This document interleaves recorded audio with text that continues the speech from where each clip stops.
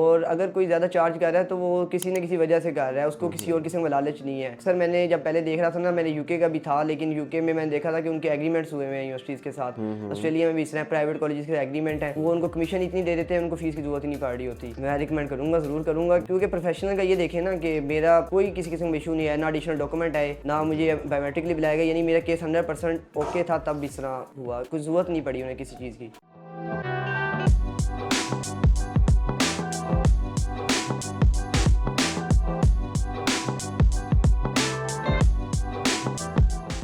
अस्सलाम वालेकुम। आज हमारे साथ हैं मोहम्मद रेहान ज़फ़र फ्रॉम सरगोदा और इनका स्वीडन का वीज़ा अप्रूव हुआ है, बैचलर्स में इनका एडमिशन हुआ है। आइए हम इनसे पूछते हैं कि इनका कैसा सारा प्रोसेस रहा। अस्सलाम वालेकुम। वालेकुम अस्सलाम। क्या हाल चाल है आपका रेहान? जी ठीक ठाक अल्हम्दुलिल्लाह। अच्छा रेहान, आप बताएं, आप अपनी प्रोफाइल के बारे में बताएं कोई। मेरा नाम मोहम्मद रेहान ज़फ़र है, मैं सरगोदा से बिलोंग करता हूँ और मेरे मैट्रिक में 86% मार्क्स थे, पर मेरी इंटर ICS में 61% मार्क्स थे। तो इस हिसाब से मेरी प्रोफाइल थोड़ी लो थी, लेकिन मैंने आइट्स वगैरह क्लियर किया जिसमें मेरे 6.5 बैंड आए ओवरऑल और नॉट लेस देन 5.5 थे, और मैंने फिर स्वीडन का रेजिडेंट परमिट अप्लाई किया था टॉप 7 के थ्रू। अच्छा, आपको टॉप 7 का कैसे पता चला? कैसे टॉप 7 आप ऑनलाइन किसी फ्रेंड ने रिकमेंड किया, फैमिली ने रिकमेंड किया, या फिर ऑनलाइन आप देख कर आए हमारे पास? बेसिकली मैं पहले काफ़ी टाइम से इस बारे में था, 2022 में मेरी इंटर हुई थी, तो उस टाइम से मैं देख रहा था कि मैंने अब्रॉड का करना है। मैंने उस टाइम आइट्स भी स्टार्ट किया था, पर कुछ इश्यूज़ की वजह से मैंने वो छोड़ दिया था, यूनिवर्सिटी कंटिन्यू कर ली थी सरगोदा। उसके बाद मैंने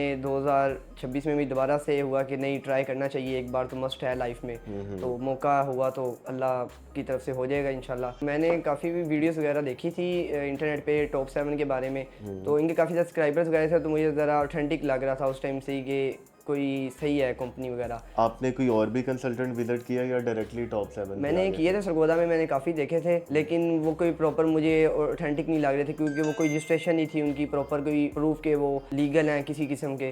तो मैंने इस वजह से टॉप 7 के बारे में जब सर्च किया तो मुझे पता लगा कि ये as a company private limited registered है, इसका प्रॉपर मेंटेन है रिकॉर्ड वगैरह, इसके FBR में इसका प्रॉपर रिकॉर्ड है, तो कोई ऐसा इशू नहीं है। आप अपनी प्रॉपर रिसर्च करके आए हैं टॉप 7? सरगोदा से फैसलाबाद, आप और भी सरगोदा में भी बहुत सारे कंसल्टेंट होंगे, लेकिन आपने फैसलाबाद टॉप 7 को इसलिए चुना कि आपको आपकी रिसर्च के मुताबिक आपको बेहतरीन यही ऑप्शन लगा? जी ऐसे ही है, मुझे पूरा पे ऑथेंटिक लगा कि नहीं कोई इशू नहीं है, मतलब लॉस किसी किस्म का दूसरा नहीं होने लगा फाइनेंशियली तौर पे इलीगली, लेकिन वैसे किस्मत में हुआ तो इंशाल्लाह हो जाएगा, नहीं तो वो वही लॉस होगा अगर हुआ भी तो। और रेहान, आप बताएं, आपका पहले से माइंड था यूरोप जाने का, या FSC के बाद आपने डिसाइड किया कि मैंने यूरोप जाना है? नहीं, पहले मेरा ऑस्ट्रेलिया का था, लेकिन फिर ऑस्ट्रेलिया में बैंक स्टेटमेंट्स और वैसे भी वीज़ा इशू ज़रा कम हो गई थी, फिर मेरा यूरोप की तरफ हुआ। और यूरोप में पूरे में आपने स्वीडन ही क्यों चुना? आपने जर्मनी, फ्रांस, ऑस्ट्रिया या UK क्यों नहीं चूज़ किया? उसके पीछे भी काफ़ी वजूहत थी, मैंने काफ़ी कंट्रीज़ वगैरह रिसर्च किए थे, वीडियोस भी देखी थी,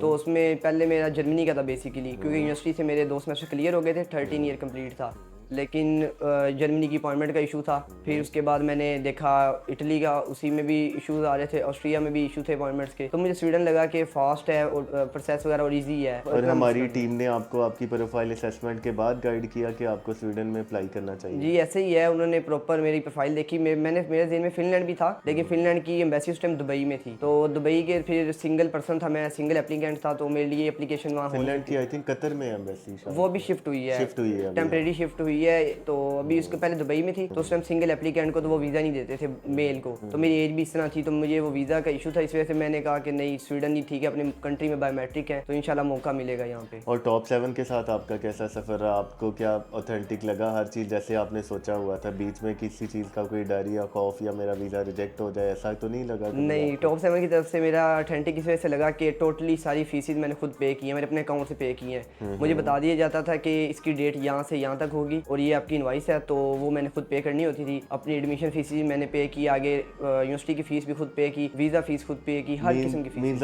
हमारी टीम ने आपको स्टेप बाय स्टेप गाइड किया कि आपको कौन से स्टेप है, अभी आपका एडमिशन का प्रोसेस चल रहा है, अभी आपका आपने फ़ी पे करनी है, अभी एप्लीकेशन फ़ी है, अभी आपकी एडमिशन फ़ी है, हर चीज़ आपको गाइड जी बिल्कुल, टाइम टू टाइम मुझे बता दिया जाता था और मैं फिर उसको पेमेंट खुद करता था। किसी किस्म का फाइनेंशियल इशू नहीं था कि आप हमें दें और हम आगे पे करेंगे, तो इस तरह का इशू नहीं। टॉप 7 में हमारे पास ये है कि हम दोनों ऑप्शन ऑप्शन देते हैं कि स्टूडेंट को बताते हैं कि इस जगह पे इतने पैसे आपके पे हो रहे हैं, या आपकी एप्लीकेशन फ़ी है या आपकी ट्यूशन फ़ी वो खुद पे करना चाहे तो हम यही कहते हैं कि आप खुद ही पे करें। हम आपको बता देते हैं कि ये अकाउंट में, ये यूनिवर्सिटी के अकाउंट में पैसे पे करने हैं, कोई हिडन चार्जेस नहीं है, कुछ भी नहीं है। आप हमारे थ्रू अप्लाई करवाना चाहें तो हम आपकी कर देते हैं, वरना बहुत सारे स्टूडेंट्स ऐसे हैं हम उनको बता देते हैं कि आपने एप्लीकेशन फ़ी ऐसे ये तरीके से पे करनी है। आप डायरेक्टली अपने क्रेडिट कार्ड से या अकाउंट से पे कर सकते हैं, या फिर आपने अपने दूसरे अगर अपने हमसे पे करवानी है, हम भी उनकी इसमें मदद करते हैं। अच्छा, आप बताएं कि आपको ये टोटल आपका कितना एक्सपेंस आया इसमें? मेरा इसमें टोटल एक्सपेंस जो है ना वो 30 लाख के करीब आया। इसमें ticket, each and everything, shopping भी होगी, पॉकेट हर में चीज मिला के 30 लाख। 30 लाख, जिसमें 17.5 तो मेरी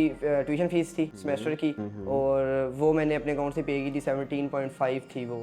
और बाकी मेरे एक्सपेंसेस, बाकी आप शॉपिंग का कर लें, और ETC ट्रैवलिंग हो गया, अकोमोडेशन होगी, और पॉकेट में जो पैसे होंगे वो। ये बताएं, जब वीज़ा अप्रूवल की आपको ईमेल रिसीव हुई तो क्या रिएक्शन था आपका, और सबसे पहले आपने किसको बताया? सबसे पहले ये बात कि जब वीज़ा की मुझे ना काफ़ी ज़्यादा टेंशन थी। मैंने फर्स्ट को बायोमेट्रिक हुई थी, तो उसके बाद ना थोड़ा वेट करना पड़ गया मुझे। काफ़ी लोगों का तो सेम डे में ही आ जाती है अप्रूव की ईमेल, लेकिन मुझे ना उनकी निस्बत थोड़ा वेट करना पड़ा, 5 दिन वेट करना पड़ा मुझे ना। तो मुझे काफ़ी टेंशन हो रही, क्यूरियोसिटी होती है, प्रेशर होता है इंसान पे कि मेरा ही क्यों नहीं हो रहा, तो मेरा ही क्या मसला आ गया, कोई ऐसा एंड पे इशू बन गया।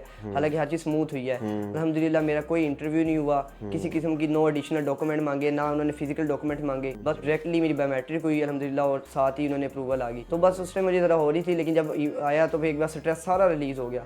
तो और किसने, आपने सबसे पहले किसको बताया कि मेरा वीज़ा? सबसे पहले घर में मामा ही थी, क्योंकि मेरे पास, मैंने मामा को बताया सबसे पहले जिस समय मेरा वीज़ा आ गया। तो एक बात वो डर गई थी जिस समय मैं आया था कि क्या हो गया, तो लेकिन वो खुशी बहुत थी उस टाइम। फिर बाबा को बताया, फिर मैंने फ़ौरन टॉप 7 को ईमेल बताई कि ऐसा ईमेल आ गई है, क्योंकि वो फिर मैं तो रिफ्रेश करके बार बार देखता रहता हूँ, तो मैं साथ ही बता देता था। अच्छा, आप अपनी टाइमलाइन बताएं कि आपका टोटल कितना टाइम लगा आपका वीज़ा प्रोसेस में? वीज़ा टोटल प्रोसेस के अंदर एडमिशन मेरा, जब मैंने स्टार्ट करवाया था प्रोसेस, एडमिशन मेरा जनवरी में स्टार्ट होते हैं स्वीडन के, और फरवरी में ना उसकी एंडिंग डेट होती है।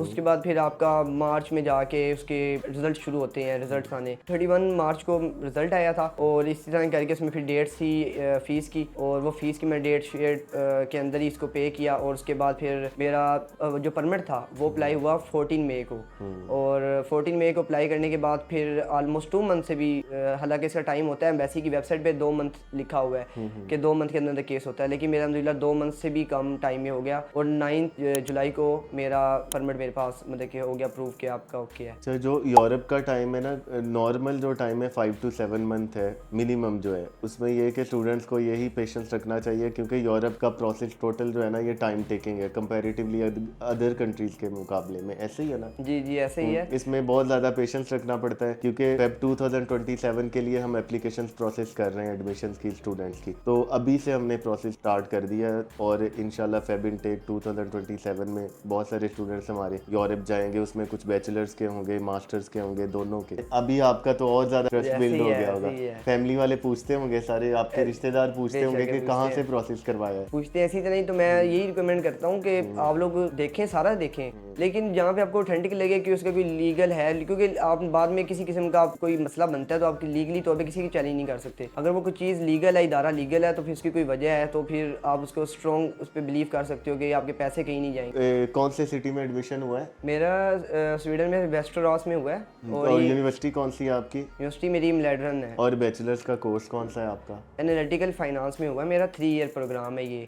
और इसमें ये है कि मुझे बाद में 1 ईयर का PSW मिलेगा। कुछ डिग्रीज में नहीं होता, अक्सर लोग गलती करते हैं। तो ये टॉप 7 ने बताया था कि 180 क्रेडिट हो रहा उसमें थे ऑलमोस्ट ना, तो उस प्रोग्राम में आपको PSW मिलता है, वरना आपको पहले जब आप आए थे रेहान, हमारी टीम स्टेप बाय स्टेप आपको गाइड करती रही है कि आपको 3 इयर्स का आपका बैचलर होगा, उसके बाद आपको PSW मिलेगा। ये बताया था ना उन्होंने ऑलरेडी? जी जरूर, उन्होंने बताया था, मुझे प्रॉपर गाइड किया था कि हर प्रोग्राम आपके लिए नहीं है, हम ऐसे प्रोग्राम में करेंगे जिसमें आपको PSW भी मिले, और वो 180 क्रेडिट और मस्ट होता है। हमारी टीम ने आपकी प्रोफाइल असेसमेंट के बाद ही ये डिसाइड किया कि आपको इस फील्ड में जाना चाहिए, राइट। मेरे कोर्सेज किए थे जब मैं टाइम था ना, इसमें 2022 के मेरी इंटरव्यू 2024 में इंटरव्यू थी। जी जी। उसके बाद जो मेरा टाइम था 2026 तक, इसके अंदर मैं वैसे बैचलर डिग्री कर रहा था BBA के साथ। जी जी जी। फाइनेंस में मेरा इंटरेस्ट बनने लग गया था, ICS पहले मैंने किया हुआ था, तो इस वजह से मैंने आगे भी फाइनेंस को चूज किया, क्योंकि मेरा उसमें ना इंटरेस्ट काफी अच्छा हो गया था। ऑब्वियसली जो आपका इंटरेस्ट है उसी में जाना चाहिए, और आपका उसमें यह है कि बंदा बड़े पूरे शौक शौक के साथ डिग्री करता है। आपने अपनी डिग्री कंप्लीट करनी, इंशाल्लाह उसके बाद मास्टर्स भी अल्लाह करे आप उधर से ही करें। Hope for the best for your future. Thank you. आने वाले स्टूडेंट्स जो अभी डर रहे हैं कि हमने यूरोप जाना है, हमारा वीज़ा लगेगा कि नहीं, कंसल्टेंट कौन सा चूज़ करना है, आप उनको क्या रिकमेंड करेंगे अपना, टू बी ऑनेस्ट, अपना सारा? मेरा ये कि